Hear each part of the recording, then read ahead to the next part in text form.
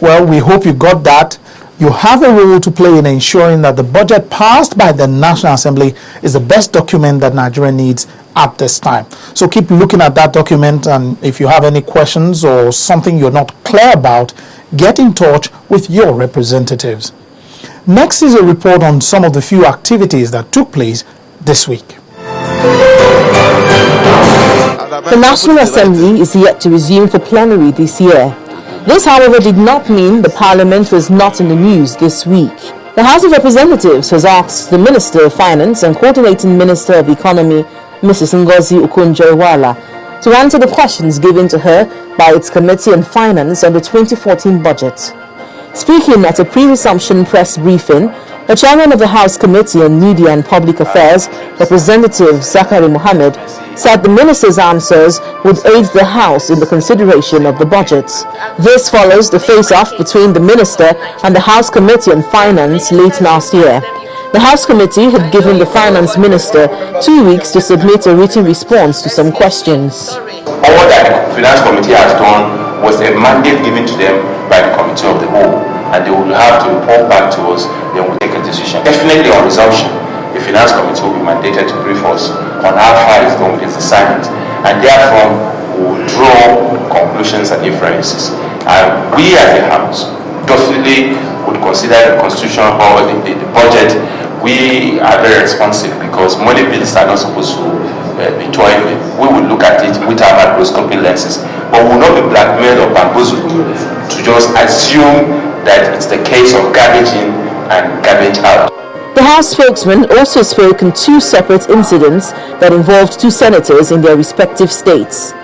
The House also called on the federal government and the relevant agencies to investigate the incidents and bring the perpetrators to book. A number of us are beginning to think that those who are calling for state police, with the events of the recent past, I'm sure they are not out of place. I'm sure that because of the security challenges that we are having in the country, we're beginning to think that the state police will not be out of place. So that if something is happening in my village, you need a DP or a CP to take instruction from Abuja.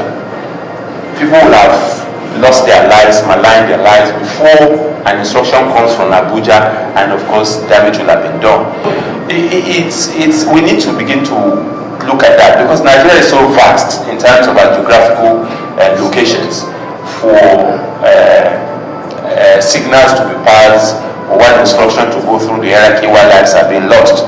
So for me, I want to say that the attack on Senator Magnus Adi and of course Senator Ali Ndume, it's quite sad because for Ali Ndume's case, we heard that he was to the convoy, and of course the security person said this convoy looks suspicious.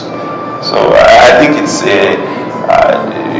calls to training, it calls to question the training pattern of some of our security operatives, because it's only in Nigeria that it is about shots. I recall an incident some time ago. One of the countries overseas we traveled, and there was a former member of the House of Representatives also described the alleged disruption of the All Progressive Congress rally in Rivers State by the police as unconstitutional and illegal. The former lawmaker said that the Public Order Act, quoted by the Rivers State Police Commissioner, has been repealed.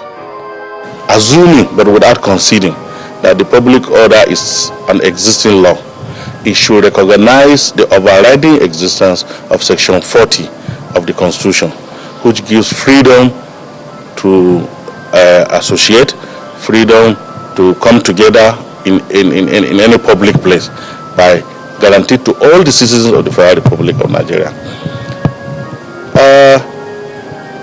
Whatever it is, the requirement that shows that you must apply for permit to gather in a place is not a legal requirement. It is a procedural requirement by the police, and the intention is when you want to come together in a place for whatever purpose that is guaranteed by the Constitution, the police wants to be sure that you are adequately protected in furtherance, you understand, in furtherance of the observance of Section 40 of the Constitution. What they did in rivers is not only unlawful, is not only illegal, but it is equally unconstitutional. Meanwhile, Senator Ali Ndume has insisted that the Nigerian Air Force fired explosives at him on Sunday near his country home Goza in Borno State. Speaking in Abuja, Senator Ndume said he was surprised to learn from newspaper reports that the Air Force is denying the incident.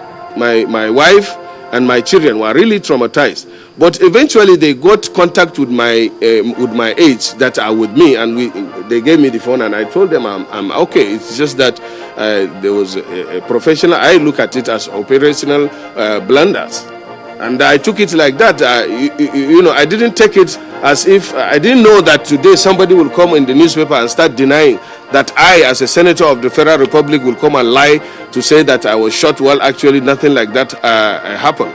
And besides, as God will make it, this is not the first time something like that happened. There was an incident before my own along Benishek Road. The Air Force shot at the police convoy on patrol, and one policeman lost his hand. They can go and verify that one. Instead of them, what I said was, and in my statement, I said, look, this mistake can be very costly, and therefore there should be, deliberate act or action to correct such abnormality or such blunders. Because if my position is, if they had hit me and I'm dead by now, it means that these people can come and lie and say all sorts of things that are not true. It's very unfortunate. However, the Nigerian Air Force, in a press statement, said it did not target Senator Ndume's convoy. It stated that news reports misquoted the Director of Information as having said the fighter jet mistakenly fired at the convoy of Senator Ndume. Well, this is another issue that a lot of Nigerians have been reacting to, especially as it has to do with the need to get a police permit before holding a gathering in a democracy. Now, I sought the view of Nigerians on this issue, asking if they believe the National Assembly should amend the Public Order Act to make it unnecessary to get a permit before a gathering.